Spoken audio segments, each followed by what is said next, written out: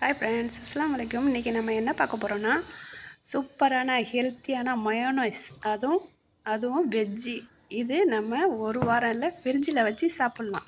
இதை எப்படி செய்யலான்னு பார்க்கலாம் வாங்க. அதுக்கு நான் ஃபஸ்ட்டு ஒரு சின்ன கிண்ணத்தில் 3 ஸ்பூன் கார்ன்ஃப்ளவர் எடுத்துருக்கேன். 3 ஸ்பூன் கார்ன்ஃப்ளவர் எடுத்து கொஞ்சோண்டு தண்ணி சேர்த்து இதை நல்லா நான் கலக்கி எடுத்துக்கிறேன். இந்த கார்ன்ஃப்ளவரை நம்ம ஃபஸ்ட்டு இது ரெடி பண்ணி வச்சுக்கணும். இந்த அளவு பாருங்கள், நான் 3 ஸ்பூன் சேர்த்துருக்கேன்.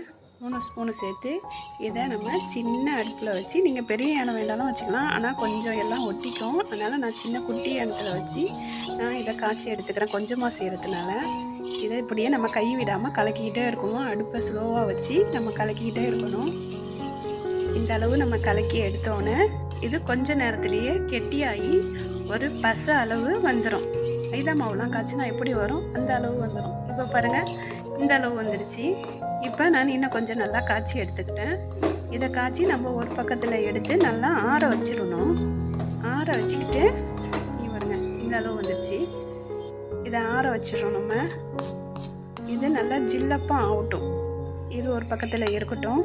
இப்போ நம்ம மிக்ஸி பவுலை எடுத்து ஒரு 1/4 டம்ளர் நல்லா சுண்டை காய்ச்சி ஃப்ரிட்ஜரில் உரையிற இடத்துல வச்சுருந்தேன். இந்த பாலை அதில் நான் கொஞ்சம் பூண்டு சேர்த்துக்கிறேன், மிளகு சேர்த்துக்கிறேன், கொஞ்சம் சுகர், உப்பு, கொஞ்சம் லெமன் புழிஞ்ச உப்பு சேர்த்துக்கிறேன்.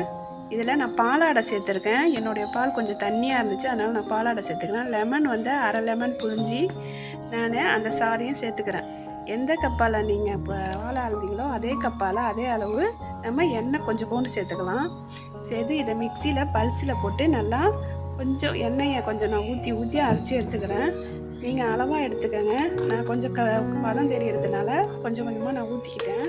ஊற்றி நம்ம பல்ஸ் மோட்டில் கொஞ்சம் கொஞ்சமாக போட்டு அரைச்சி எடுத்துகிட்டு, இது கொஞ்சம் தனியாக இருக்குது பாருங்கள். இந்த நேரத்தில் நம்ம ஃபஸ்ட்டு ரெடி பண்ணி வச்ச பேட்சை இதில் போட்டுடுறோம்.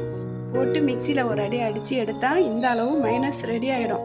இப்போ உங்கள் குழந்தைங்களுக்கு நீங்கள் சிம்பிளாக ஈஸியாக சூப்பராக இந்த மைனஸ் ரெசிபி செஞ்சு வச்சுக்கிட்டு சிக்கன் ப்ரெட்டு சாண்ட்விட்செலாம் நான் செய்வேன். ப்ரெட்டு சாண்ட்விட்சுக்காக தான் நான் இதை செஞ்சுருக்கேன். இதில் சிக்கன் தொட்டு சாப்பிட்லாம், சப்பாத்திக்கே சாப்பிட்லாம்.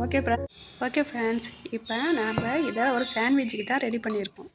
சாண்ட்விட்ச் வீடியோவும் நான் போட்டிருக்கேன், நீங்கள் அங்கே போய் பாருங்கள். Okay friends.